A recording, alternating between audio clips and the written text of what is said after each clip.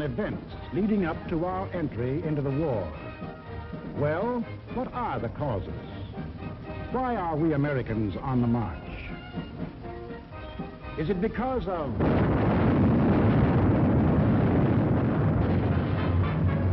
Pearl Harbor? Is that why we are fighting? Or is it because of Britain?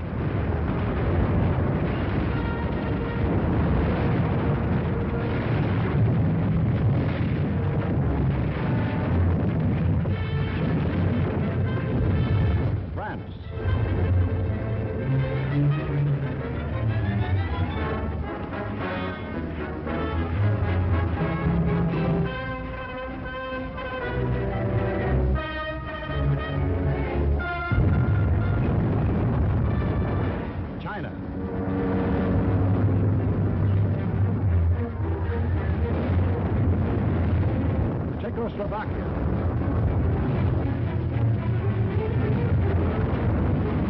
Norway,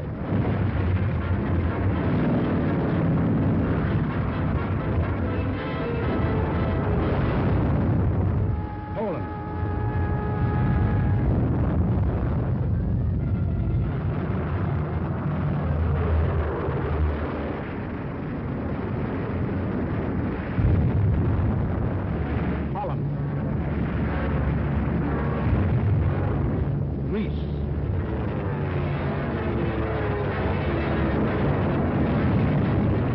Belgium, Albania, Yugoslavia, or Russia.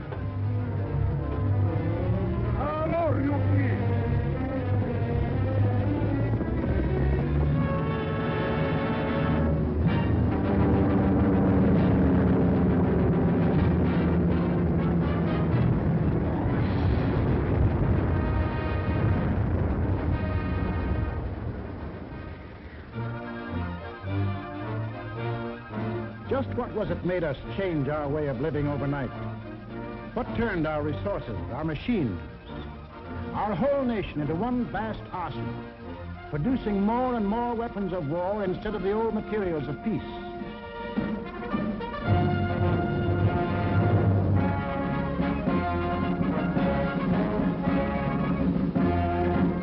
What put us into uniform, ready to engage the enemy on every continent and every ocean?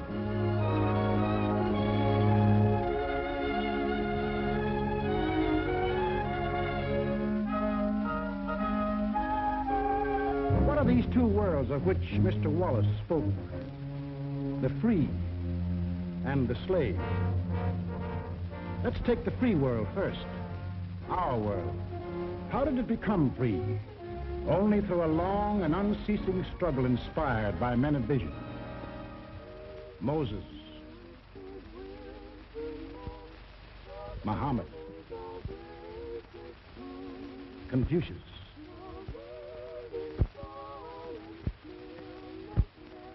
Christ.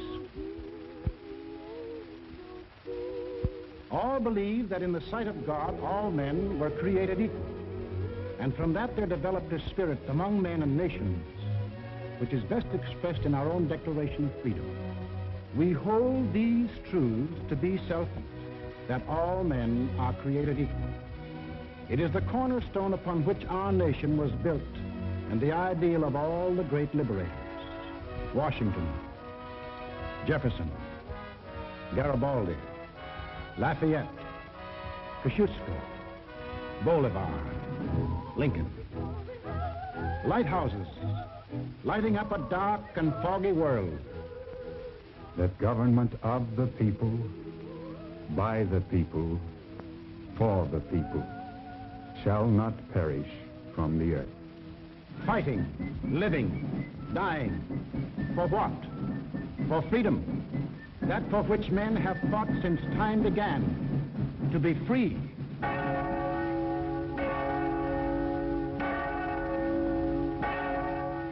Is life so dear, or peace so sweet, as to be purchased at the price of chains and slavery?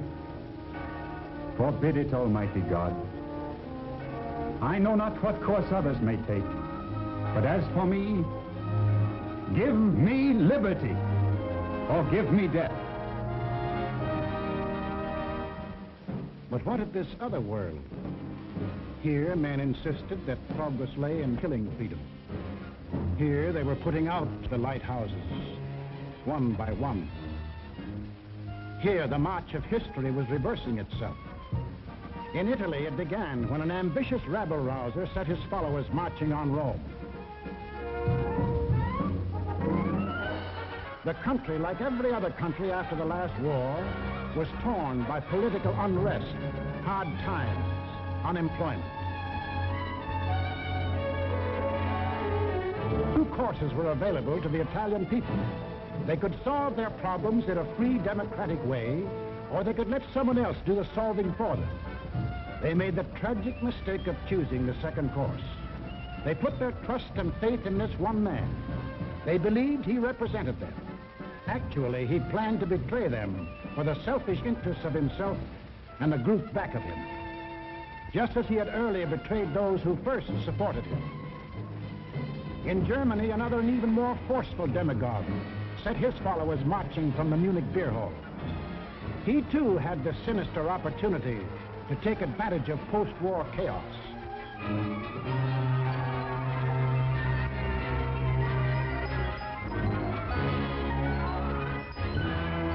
But he also had certain distinctive German characteristics to play on. To start with, the Germans have an inborn national love of regimentation and harsh discipline. He could give them that.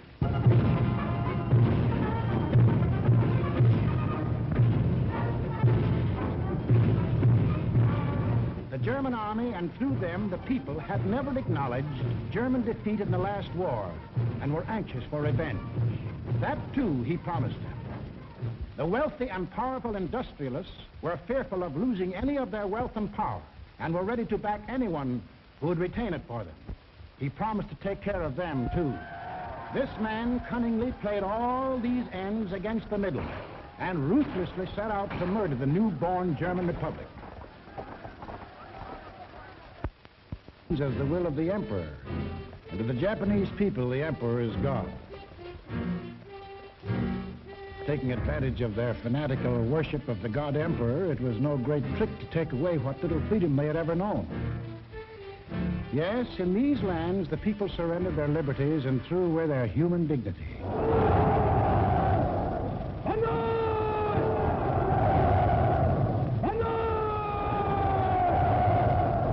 They gave up their rights as individual human beings. They became a part of a mass, a human herd.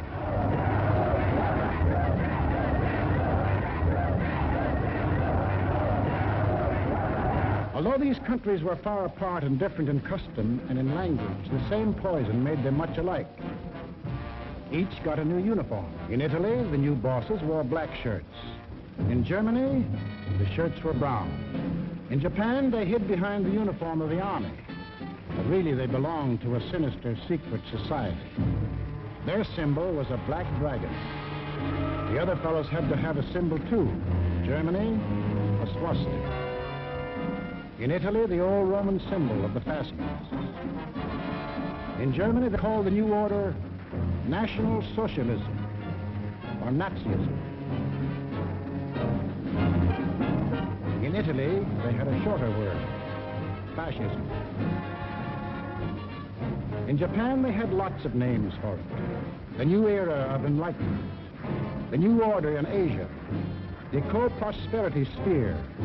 But no matter how you slice it, it was just plain old-fashioned militaristic imperialism. The Japs would get the prosperity, and the others would get the coal. They say trouble always comes in threes. Take a good close look at this trio. Remember these faces. Remember them well. If you ever meet them, don't hesitate. Eine wahrhaftige Weltanschauungspartei sein. Und zweitens, Sie wollten, Herr... Stop thinking and follow me, cried Hitler. I will make you masters of the world. And the people answered, Heil! Heil!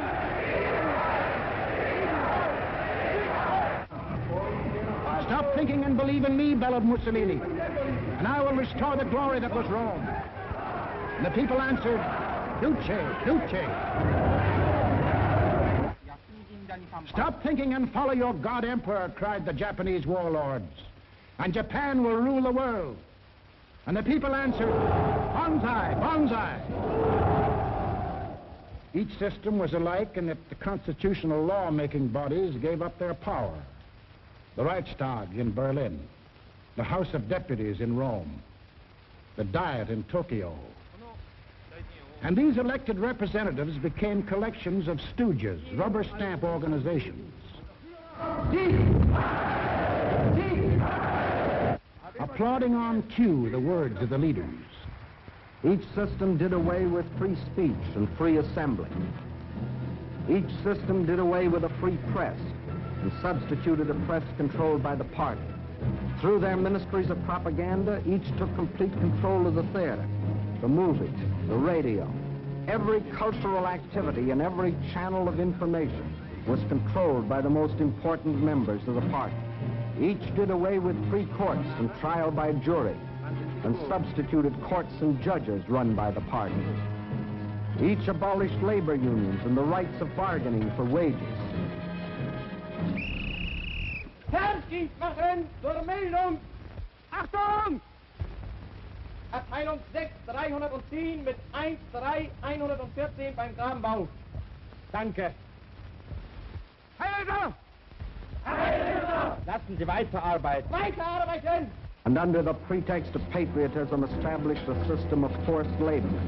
Each enforced its decrees by an army of secret police who held the power of life and death over every individual. And for the few who still believed in freedom and said so, there was a ready answer.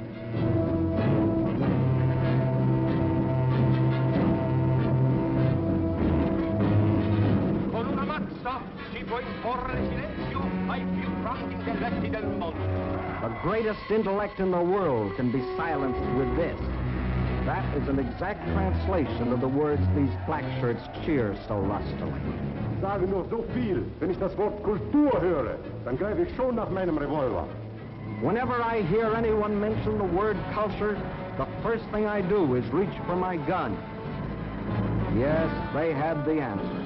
The blackjack and the gun.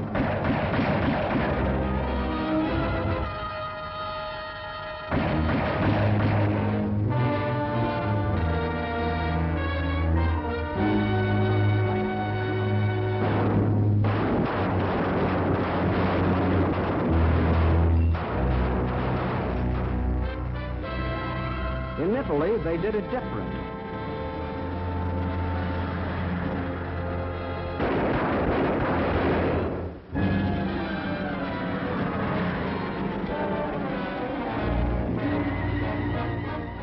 While in Japan,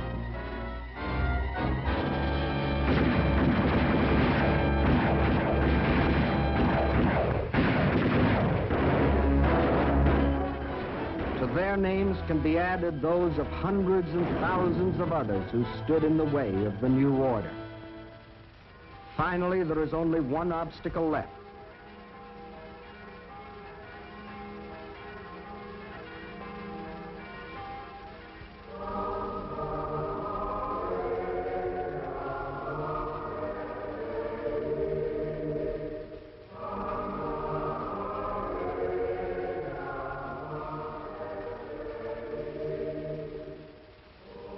The word of God and the word of Führers cannot be reconciled.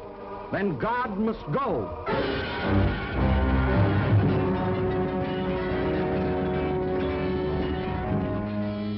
I am absolutely clear in my own mind, and I think I can speak for the Führer as well, that both the Catholic and Protestant churches must vanish from the life of our people.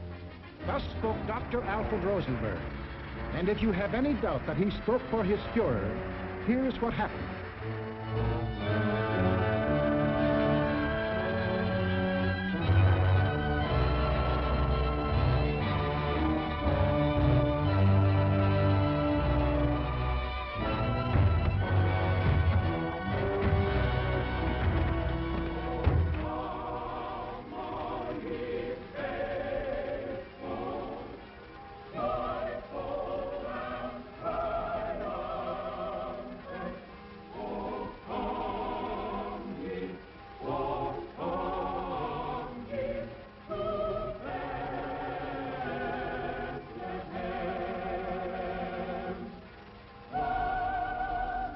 thousands of other men of God, Protestant, Catholic, Jewish, were persecuted, arrested, confined in concentration camps. Our Führer is the intermediary between his people and the throne of God. Everything the Führer utters is religion in the highest sense. It is only on one or two exceptional points that Christ and Hitler stand comparison. For Hitler is far too big a man to be compared with one so petty.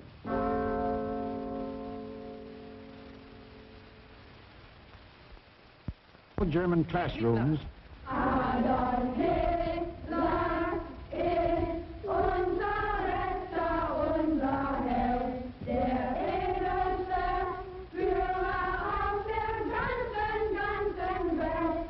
Für Hitler leben wir und wir sterben gerne wir. Für den Führer bis zum Tod, denn er ist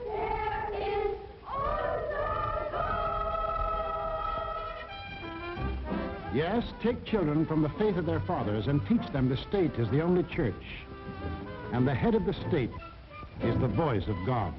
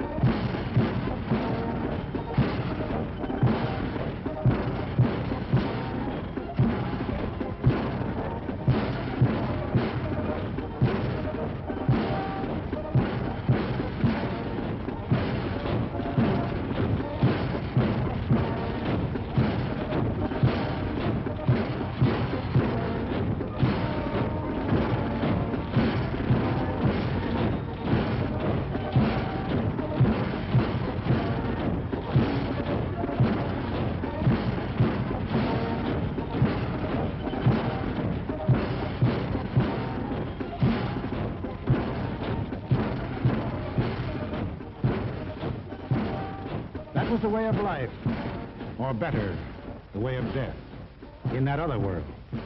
Now, what of our world, the democratic world? What did we want? What did we do about it? First of all, we wanted peace and security.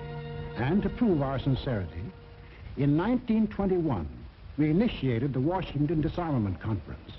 This resulted in two vitally important treaties. One, to reduce the size of the British, Japanese, French, Italian, and American fleets. And the other, the Nine-Power Treaty, which guaranteed the integrity of China.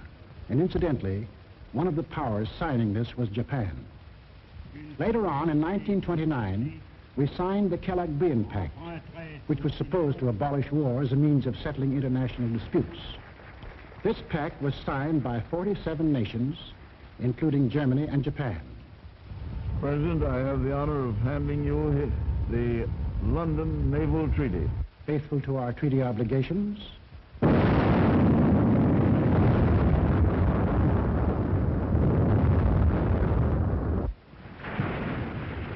we scrapped more than 60% of our naval tonnage, and our army was reduced to a standing force of 136,000 men, smaller than that maintained by the little state of Romania. We let our hopes for peace become so strong that they grew into the determination not to fight unless directly attacked. We let ourselves be influenced by those who said that we could find security through isolation. The confusion in our way of thinking is apparent in the slice of public opinion as it appeared in Pathé News in 1939.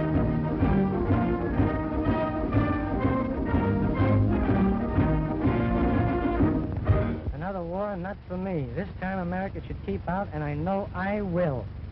If war breaks out in Europe, I think that this country should heed the advice of its first president and avoid all foreign entanglements. I haven't the slightest idea of European affairs. In the event of war in Europe, I think we should stay out of it entirely. And all our efforts should be made to keep out of the fight. Let Europe fight her own battles. They mean nothing to us. We should mind our own business. By all means, no. Yes, fight. No. No. Yes. If my country calls, yes. No.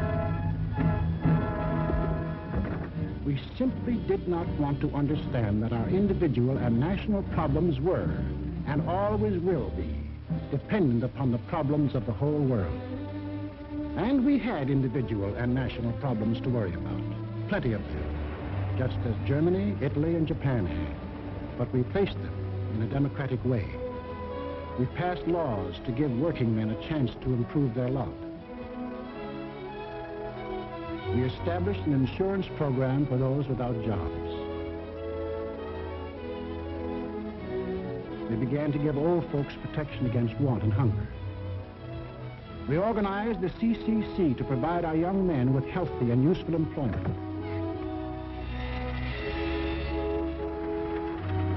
A federal works program came into being and changed the face of our nation with new roads, bridges, schools.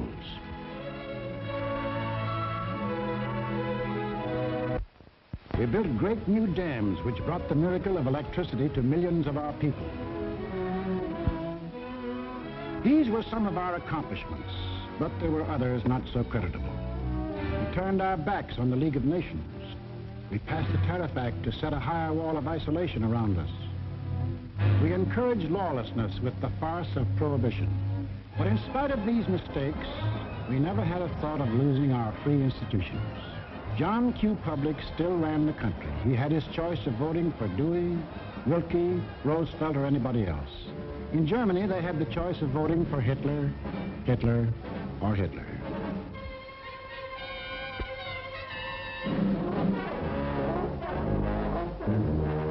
Over here, John Q. still read what he pleased. And although he heard of books being burned in other countries, he would have laughed if anyone had told him his books would ever be burned.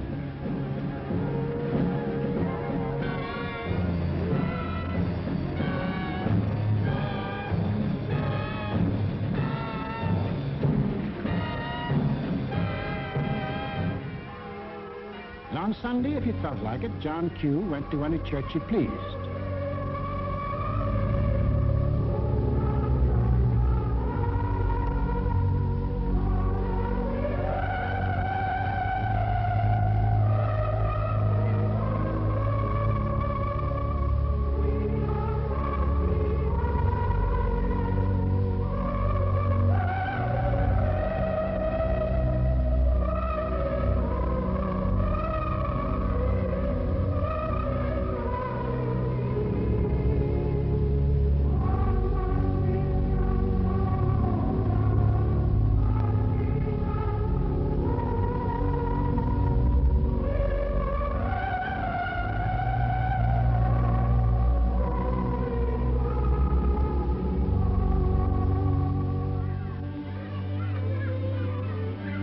most of all, he got a kick out of seeing his kids grow up.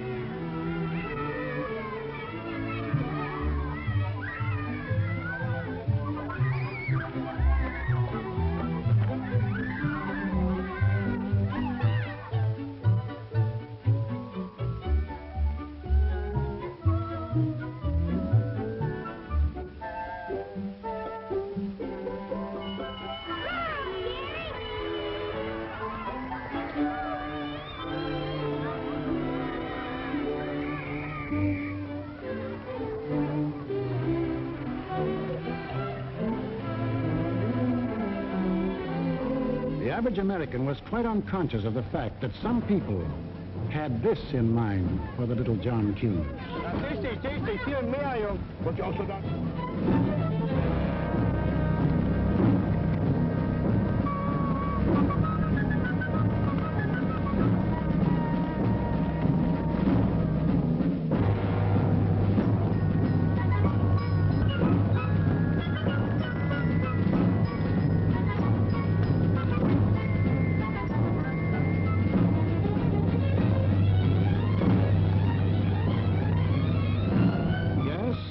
Children were being trained to kill, John Q's kids were giving their pennies to help them have life.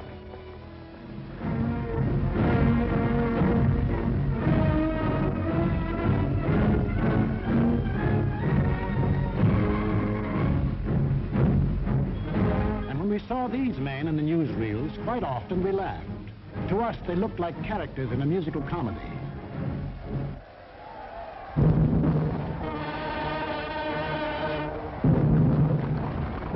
They weren't comic. They weren't funny.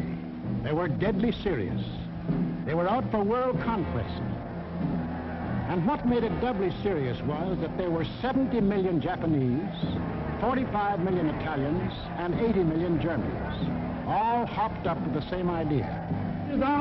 Deutsches Volk hilft dir selbst. Jeder soll helfen. Their leaders told them that they were supermen. Herrenvolk, the Nazis called it. The master race, destined to rule all other peoples on Earth. Take a good look at these humorless men. These were to be the rulers of the ruling race. Leben, auch ihr bürgerliches Dasein ist gesichert in diesem nationalsozialistischen Staat. Obey us blindly, and you will attain your rightful place in the world. All other people will be your slaves. That's what they promised them. That Americans, Chinese, Russian, South Americans, all free peoples would work for them and make them rich. And how they ate it up.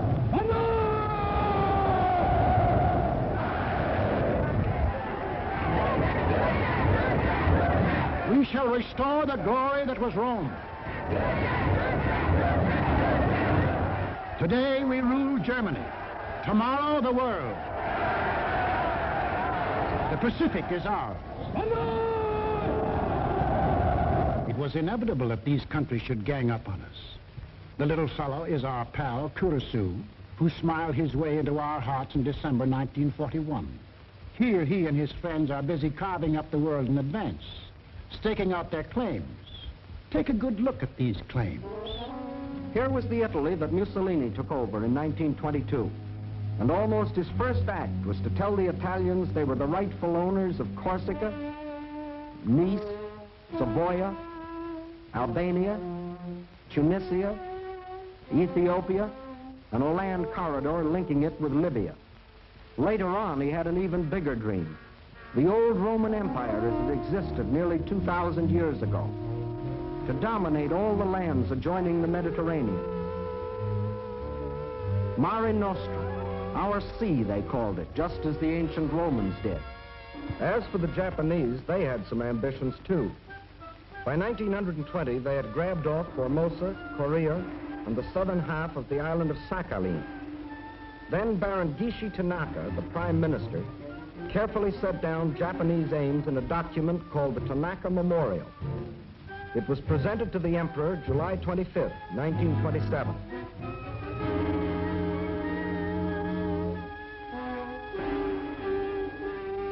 Here was their dream. Manchuria for raw materials. China for manpower.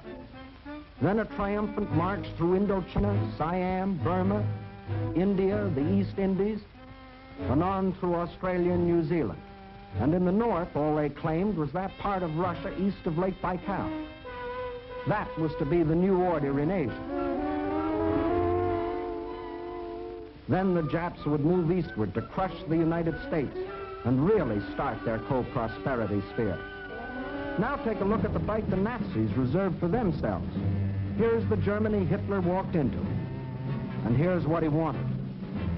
First, Europe under his complete political or economic control, leaving Mussolini a share of the loot if he behaved himself. Then the drive to the east, through the rich oil lands of Iran and Iraq, into India. Another push south through Africa. Then from Dakar, jump off to meet the honorary Aryans who were to move in on South America through the Pacific. At the same time, start across from the Scandinavian countries to hook up with his buck-toothed pals coming over from Siberia to join in the conquest of the United States. There it is, gents. All they left us was Shangri-La. And they'd claim that, too, if they knew where it was. If they had a chance, listen.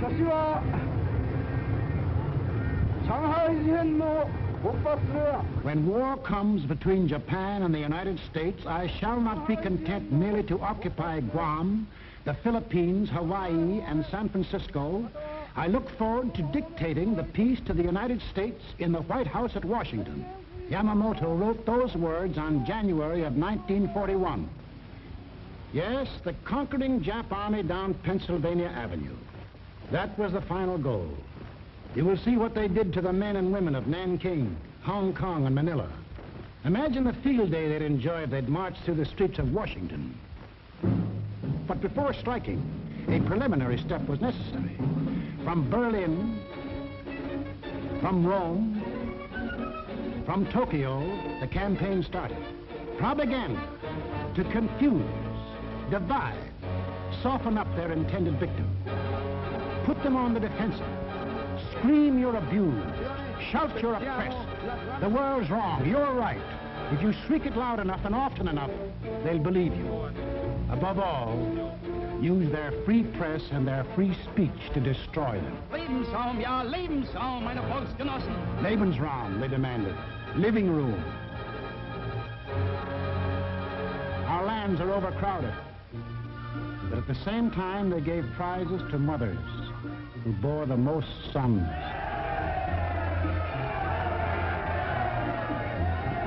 They brought together large groups of young men and young girls for human breeding.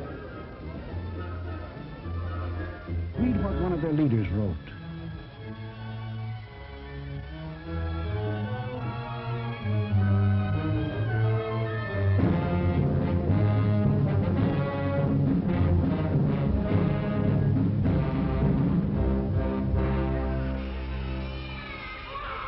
Of course, the children from this assembly line belong to the state to be scientifically trained for conquest.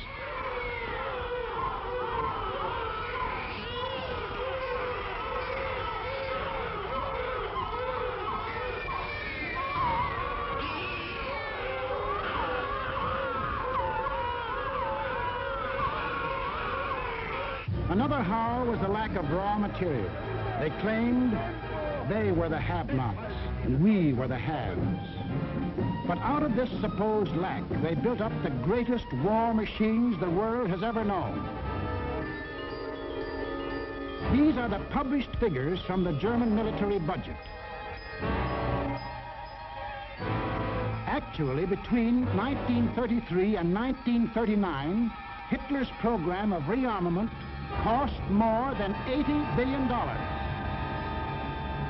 The Nazis alone assembled a striking force of 30 panzer divisions, 70 motorized divisions, 140 infantry divisions, plus the Luftwaffe, the world's largest air force. And they had no raw materials.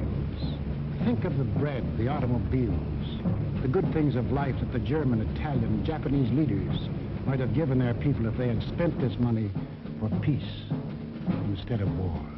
You know what billions we are now spending to match their military force? No. No, these arguments were all smokescreens. When war came, the democracies proved to be the have-nots, and our enemies the haves. And when war came, where did it come?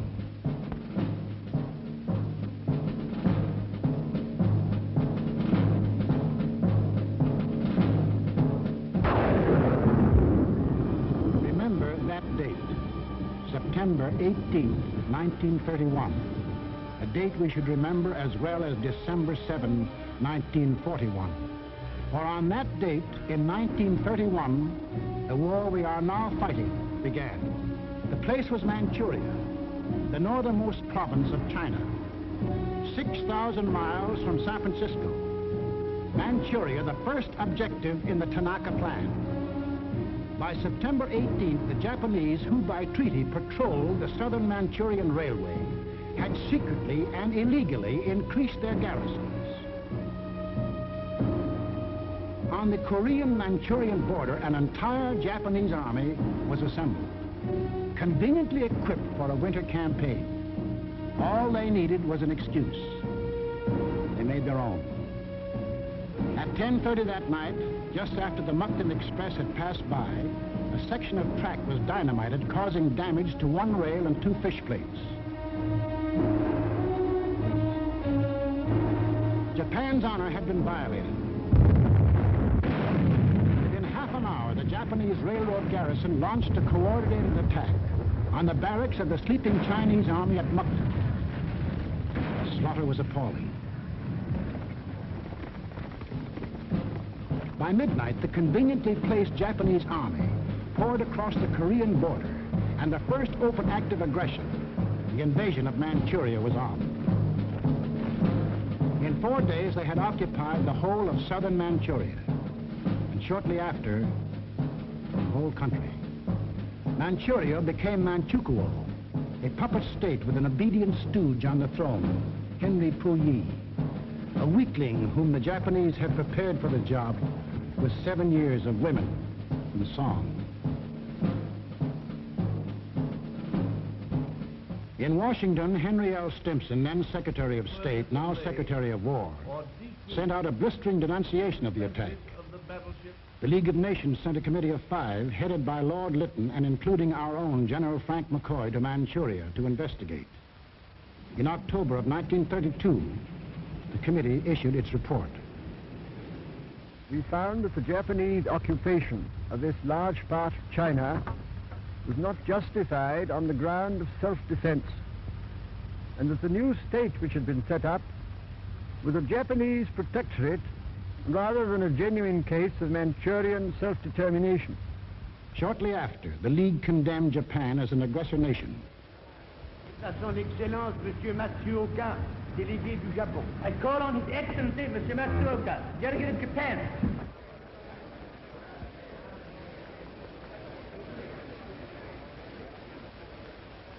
It is a matter of common knowledge that Japan's policy is fundamentally inspired by a genuine desire to guarantee peace in the Far East and to contribute to the maintenance of peace throughout the world.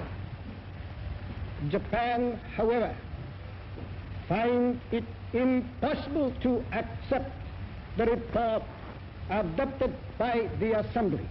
In answer, the Japanese delegates, knowing there were no guns behind this condemnation, smiled, took up their briefcases, marched out of the League. Northern Manchuria was dead. Collective security was dead. The green light had been given the aggressors. We and the rest of the world knew that these aggressors should be stopped and punished, but we were unwilling to make the necessary sacrifices to back up that opinion. It was impossible to convince a farm boy in Iowa, or a driver of a London bus, or a waiter in a Paris cafe that he should go to war because of a mud hut in Manchuria. Yet the subsequent course of history makes it clear that that incident, so many miles away, is one of the main reasons that you and millions of others are in uniform today. Japs had Manchuria. Phase number 1 of the Tanaka Plan was completed. Phase number 2, the conquest of China. In 1932, without warning, the Japs attacked the Chinese city of Shanghai.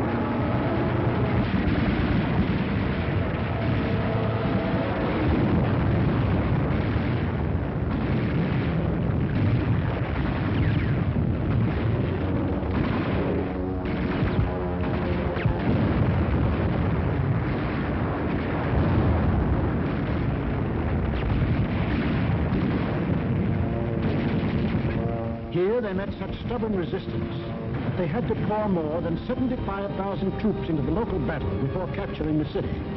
This resistance made them decide to shift their campaign to the north, and in 1933 they added the province of Yehol to Manchuria. Yes, the Japs launched the second phase of the Tanaka Plan, but they had yet to finish it. A united nation stands against them.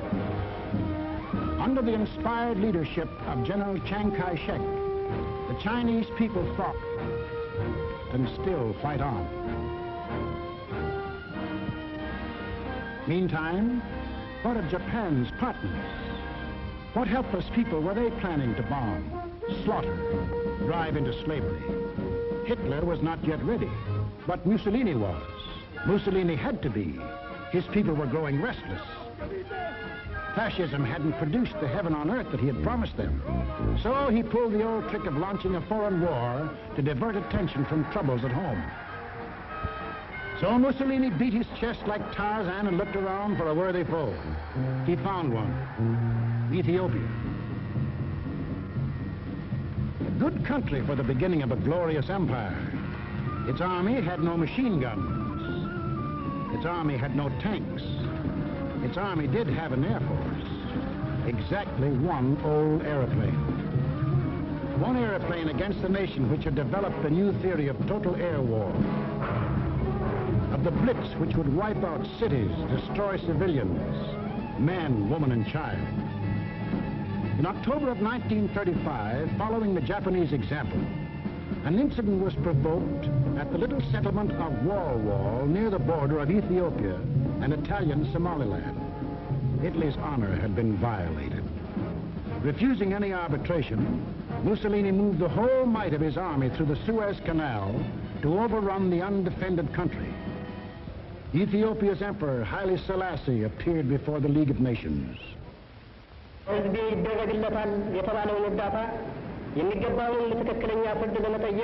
I must still fight on until my tardy allies appear, and if they never come, I say to you without bitterness, the West will perish.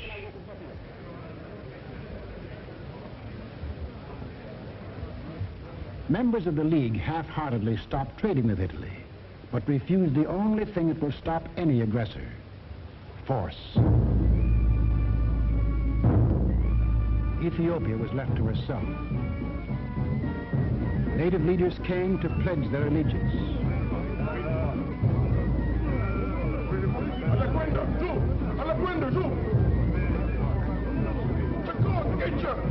Like a The people of Ethiopia, with their spears and bare hands, faced the guns and the tanks of the invaders, fighting desperately and gallantly to save their country from conquest.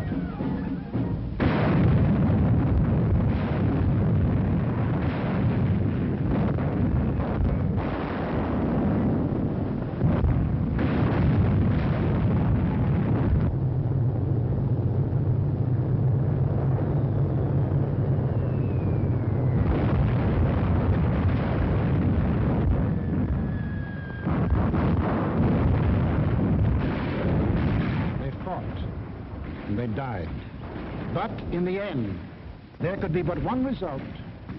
Might triumphed. Italy conquered Ethiopia. Many of our elected leaders warned us of danger. Without a declaration of war and without warning or justification of any kind, civilians, including vast numbers of women and children, are being ruthlessly murdered with bombs from the air. But we were still hypnotized by the fact that two broad oceans stood between us and the rest of the world. We didn't realize that the time when months were needed to span these oceans was ended, that the steamship had cut these months to days, and that now the whole Earth's surface could be covered in the space of hours. Yes, we were a nation that wanted peace. But we hadn't yet learned that peace for us depends on peace for all. Nobody would run the risk of war because of some mud huts and barren plains in Ethiopia, any more than we would run the risk for some similar huts and plains in Manchuria. Correctly interpreting our attitude, the aggressors were all the surer that they could get what they wanted. Japan had started on her march of conquest. Italy had begun her new empire. And now the third gangster. What about him? We'll take him up in our next film and show how he joined his partners and put in his bid. For this is what we are fighting. Freedom's oldest enemy. The passion of the few to rule the many. This isn't just a war. This is the free people's life and death struggle against those who would put them back into slavery. The free peoples of America and Britain, of Russia and China, of Canada, Australia, and all the 30 United Nations that have sworn that man shall still remain free. That is the cause in which we fight. We lose it, and we lose everything. Our homes, the jobs we want to go back to, the books we read, the very food we eat, the hopes we have for our kids, the kids themselves. They won't be ours anymore. That's what's at stake. It's us or them.